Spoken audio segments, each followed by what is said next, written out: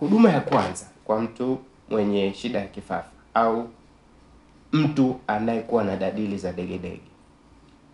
Mlaze mgonjwa chini katika sehemu ambayo iko tambarare, flat surface. Mgonjwa alale kwa ubavu ili kuepuka kupaliwa. Kwa sababu mara nyingi wagonjwa akiwa wanapata dalili za degedege, misuli inakaza na kuachia. Na mfumo wa upumuaji uko kwenye riski ya kupaliwa kutokana na kwamba misuli inapokaza na kuachia, kuna vitu vinaweza vikatoka kwenye mfumo wa chakula na kuingia kwenye mfumo wa hewa. Kwa hiyo tunashauri sana mgonjwa alale kwa ubavu ili asiweze kupaliwa. Pia mwekee mgonjwa mto, nguo au chochote kilicho karibu chenye asili ya kubonyea kuzuia kugongesha kichwa katika sehemu ngumu.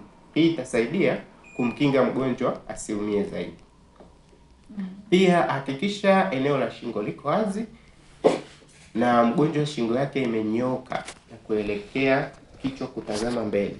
Hii itasaidia zaidi kulinda njia ya hewa. Lakini pia hakikisha mgonjwa hawekewi kitu chochote mdomoni.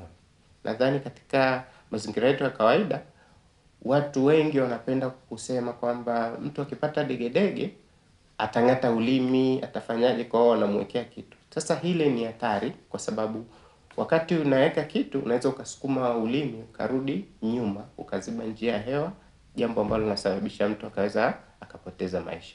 Lakini pia kingine cha muhimu, wakati mgonjwa anapatwa na dalili hicho, ondoa vitu hatarishi eneo alilopo mgonjwa. Kama labda yupo sehemu ambayo ni karibu na moto, msogeze, vitu vyenye ncha kali vitoe.